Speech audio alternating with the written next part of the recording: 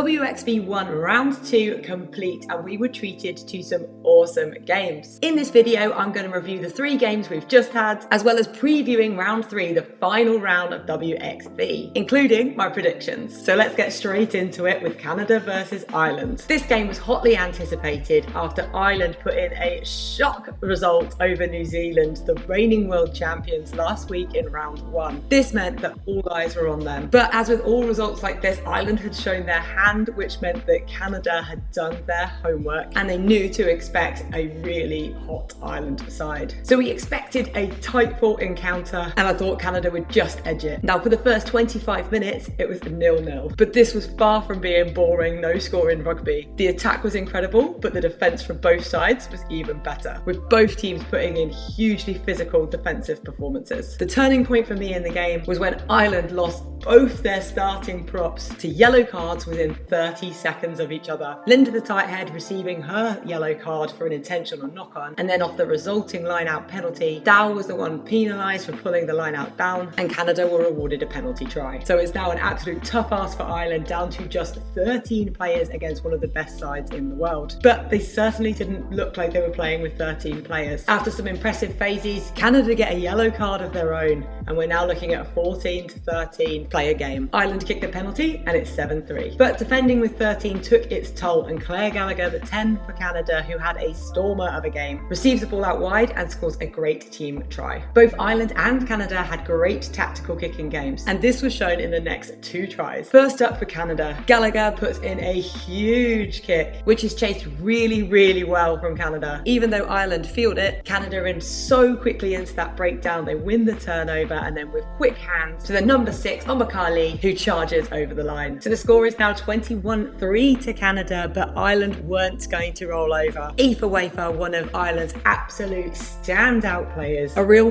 go-to for this women's side, makes a really impressive run off of the scrum, beating 3 players on her way, taking 2 players to finally get her down. Canada's defence absolutely scrambling back, and O'Brien puts in a beautiful crossfield kick for the winger Considine to take. A really beautiful try that wasn't converted, so the score was 21-8. Now this was all in 46 minutes of the game, and the score remained that way until the final whistle. But again, so much action happening within that, and Canada once again showing their absolute dominance in that set piece, especially the scrum, an area that other teams are really going to have to watch out for. So to summarise that game, Canada came out on top of an extremely physical encounter, but both sides did themselves proud. Canada face England next week, so they're really going to have to continue bringing their A game for that one, and Ireland face USA. I'll make my predictions for those ones at the end. So next we move on to USA-France. I predicted that France would win this comfortably. Now whilst France did win 22-14, I'd say it was anything but comfortable. Something about France just isn't quite clicking at the minute, with France showing moments of brilliance that usually leads to an error or a knock-on, so they're not able to just piece things together. Both sides looking pretty even till the 8-minute mark, when after a penalty, Kawar slots 3 over the posts. When it comes to USA, you hear us talk about their physicality so much, and there's a good reason why. Johnson in the back row, I thought, had an outstanding game. Some awesome hard carries, really tiring out that French pack. One of my favourite players to watch is Pauline Bourdon-Sansus, and the next clip is exactly why. She cuts through that USA defence so easily, bursting through, great footwork, awesome cover tackle finally gets her down. This is where France, when they are at their best,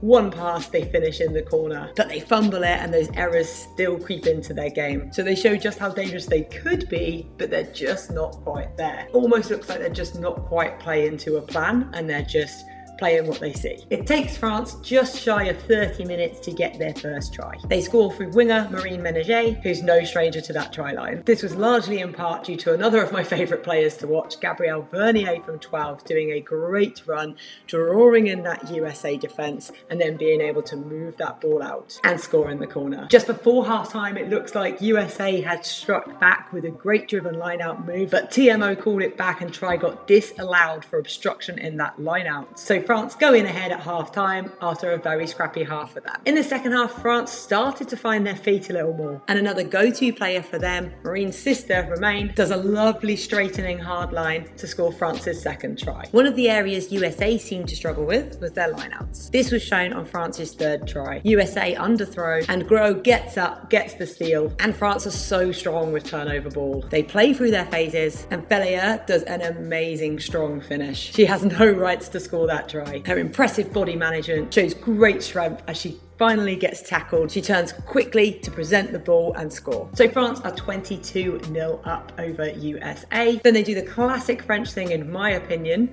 where job done, they feel they've done enough and they switch off. And you cannot switch off against USA. A quick tap penalty from Johnson sees her crash over the line. And then USA strike again, scoring on the final play, which takes the score to 22-14. So to summarise that game, France showing glimpses of what they can do, but just something in there isn't quite clicking, and when it comes to them playing the best teams in the world, they're gonna need to be better, and they're certainly gonna need to be better next week against New Zealand, and USA will be facing Ireland. Again, I'll do my predictions at the end. And then the final game of the weekend, England versus New Zealand, world number 1 versus current world champions. England had already beaten them in the friendly ahead of this fixture, but after their loss to Ireland last week, New Zealand were expected to give a reaction. I predicted an England win, but I don't think anyone could have predicted just how dominant this England side were. Now, this game was an absolute test rugby match, especially that first half, with both sides looking really, really sharp. Now, it was the Black Ferns that struck first, with Alison Baker, the number 8, bowling Natasha Hunt over to score their first try. And it has to be said, she had an absolutely outstanding game. Really dominant carrier, causing a lot of problems for England. England responded really, really well to being score against and scored one of their own almost immediately. This was one of many from the England back 3 who were outstanding. Kilden does a lovely pass to Dow, and Dow does a beautiful finish to score. Now, I'm not going to break down every single try because there was just so many, with the final score being 49-31. So I'm going to talk through key moments and themes and where I think both these sides are headed. England looks so strong in their attack.